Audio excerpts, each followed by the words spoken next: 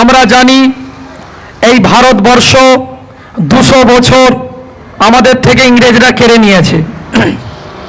তারপরে এই ভারতবর্ষে আমাদের অবদান প্রচুর, জাতি ধর্ম বর্ণ নির্বিশেষে সকলেরই অবদান আছে।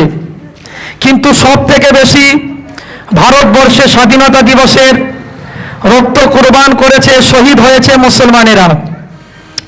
1857 সাল ইতিহাসের পাতায় লেখা আছে, 1857 সালে একটা মহাযুদ্ধ জিয়াদ হয়েছিল।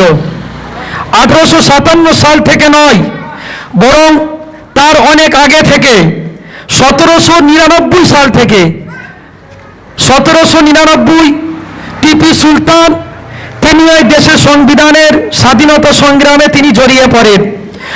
1799 সাল, তার অনেক আগে 1704 সাল থেকে মহীশূরের বাদশাহ সিরাজউদ্দৌলা তিনিও স্বাধীনতা সংগ্রামে জড়িয়ে পড়ে এবং 1799 তাকে শহীদ করা হয়।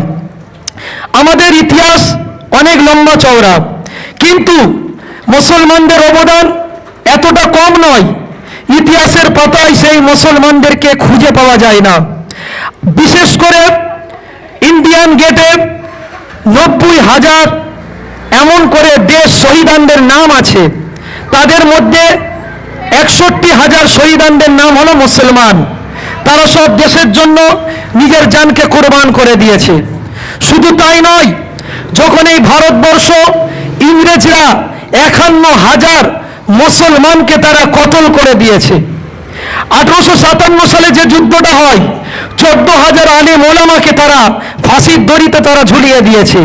দিল্লির চাঁদনি চক থেকে নিয়ে পাকিস্তানের খাইবার পর্যন্ত একটা সড়ক চলে গিয়েছে, যেখানে এমন কোনো বৃক্ষ ফাঁকা ছিল না যেখানে কোনো আলেমের লাশকে তারা ঝুলিয়ে দিইনি। বলা হয়েছে প্রকাশ্যই রাস্তায় জনসমুখের সামনে একটা আলেমকে ফাঁসিতে ঝুলিয়ে দিয়েছে। ছটপট করতে করতে ওই আলেমটা শেষ হয়ে গিয়েছে, তারপরে আরেকজনকে ওই ফাঁসির দড়িতে ঝুলিয়ে দেওয়া হয়েছে। বন্ধুগণ আমার, এমন করে আলেম ওলামা মাদ্রাসা মসজিদকে তারা ভেঙে চুরমার করে দিয়েছে।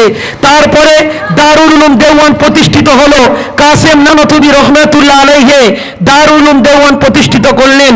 হোসেন আহমদ মাদানী দারুল উলুম দেওয়ান অন্যতম আলেম, তিনি ফতোয়া দিলেন ইংরেজদের সাহায্য করা, তাদের কাছে কাজ করা হারাম। যখন ইনি এই ফতোয়াটা দিলেন, ব্রিটিশ সরকার বলল হোসেন আহমদ মাদানীকে গুলি করে মারা হবে। করাচিতে একটা বিশাল সমাগম হয়, একটা বিশাল মজলিস তৈরি করা হয়, যেখানে 5 লক্ষ জাতি ধর্ম বর্ণ নির্বিশেষে সকলেই সেখানে উপস্থিত ছিলেন।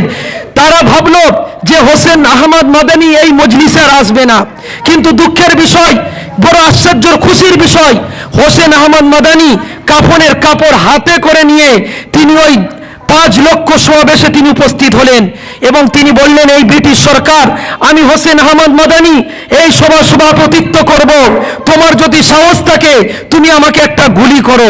খোদার কসম, হোসেন আহমদ মাদানীর গায়ে একটা গুলি লাগলো না। জোরে বলুন সুবহানাল্লাহ। হোসেন আহমদ মাদানী বুক ফেরে দিলেন, বললেন আমাকে গুলি করে মারো। ব্রিটিশ সরকার দেখলো হোসেন আহমদ মাদানীকে আর মারা যাচ্ছে না, তখন ওদের একটা বড় চক্রান্ত করলো যে হোসেন আহমদ মাদানীকে 4 বছরের জন্য কারাদণ্ডে দণ্ডিত করো। 4 বছরের জন্য হোসেন আহমদ মাদানীকে জেলখানায় তারা বন্ধ করে। 90% মুসলমানদের অবদান আছে এই ভারতবর্ষের সংবিধান। তাই আমি বলতে চাই, যদিও এরপরে আমাদের এই দেশকে কোনো জালেম সরকার নিতে চাই, আমাদের জীবন দিলেও আমরা এই দেশকে বাঁচাবো, এই অঙ্গীকার আমরা নেব। ভারতবর্ষ জিন্দাবাদ, স্বাধীনতা দিবস জিন্দাবাদ, 15ই আগস্ট জিন্দাবাদ। আসসালামু আলাইকুম রহমতুল্লাহ।